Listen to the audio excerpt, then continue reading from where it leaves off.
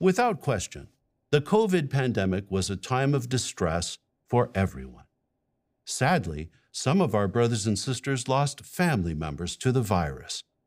How could love be shown to these dear ones in the midst of the pandemic?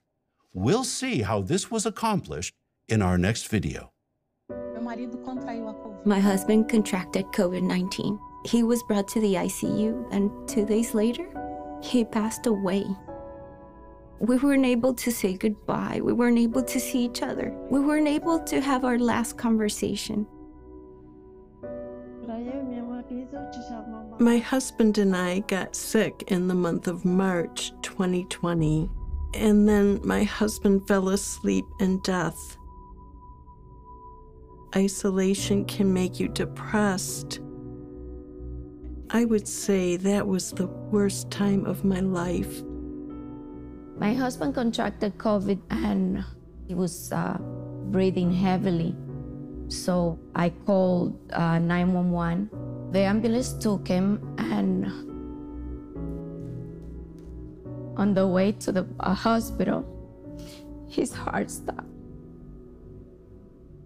What we're experiencing right now in this global pandemic, I was telling the branch class yesterday, it doesn't bother me. We've been waiting for this. We knew things like this were going to happen. Christ Jesus has prepared us. Where's the shock? They haven't aged well, have they? Those words by Tony Morris at the 148th Gilead graduation. In fact, they've aged like milk.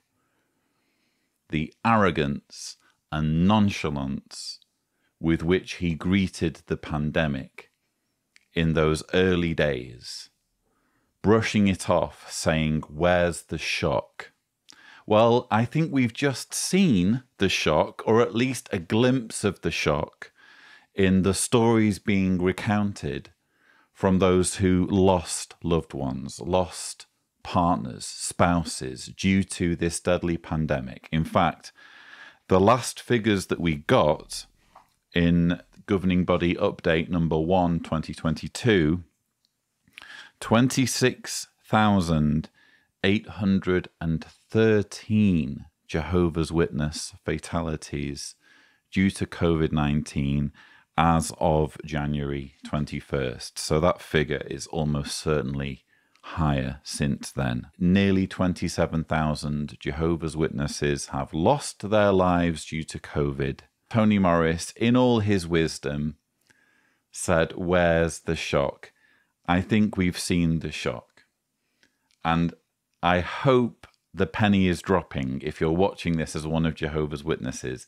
This is what a faithful and discreet slave member is supposed to be saying. This is the sort of man that God would handpick to be one of 8 individuals constituting his channel of communication to mankind. This is the way the pandemic was greeted by Tony Morris, with that sort of arrogance. And you might be tempted to think, just go easy on him, Lloyd. We all got caught out by COVID. None of us could have foreseen just how bad it would get. Okay, fair enough. But when we're talking about tone-deaf responses to the pandemic, tone-deaf propaganda material churned out in relation to COVID-19, I'm barely even getting started in showing you that clip. Here is another clip from the 2021 annual meeting. Jehovah's blessing on the arrangements, the qualities that he helps us to show, the motivation that he helps us to have to overcome those challenges and to take on things that really are beyond what we can normally cope with. And seeing that, particularly as we look back on a number of those challenges and how they've been overcome, you see Jehovah's involvement day to day. My brother had a trailer that was going to be donated to the project, but he didn't have the funds to pay for the freight. At the very same time, a sister contacted the branch and wanted to donate specifically to the project. The amount she donated was the amount that was needed to cover the freight to bring the trailer to Bethel. You see Jehovah's involvement day to day. And guess what?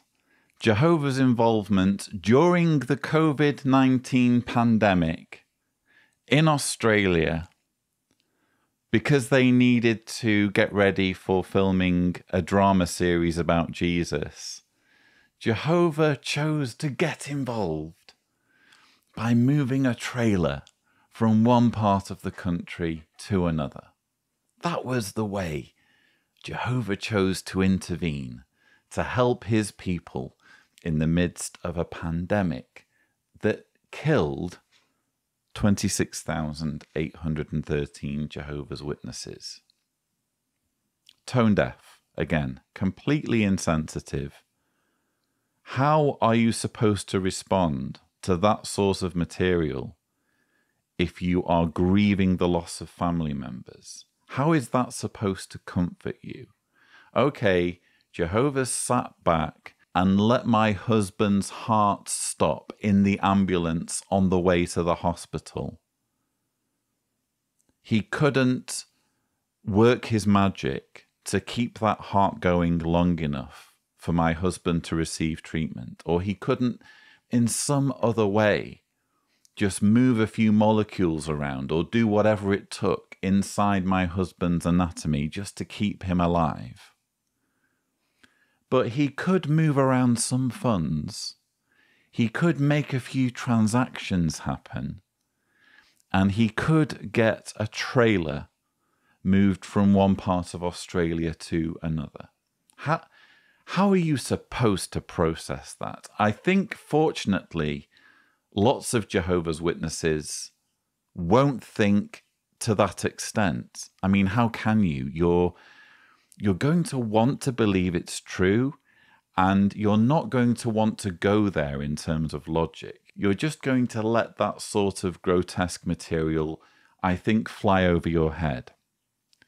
But for those of us who aren't willing to overlook such shameful rhetoric, such manipulation, I think it's worth pondering on. I think it says an awful lot about this organization for them to simultaneously grieve the loss of their members or talk about the impact of the COVID-19 pandemic in terms of Jehovah's Witness deaths, while at the same time saying that Jehovah's Witnesses shouldn't be shocked by it, and suggesting that Jehovah intervened during the pandemic, but not to save lives, purely to help the organization with its logistics.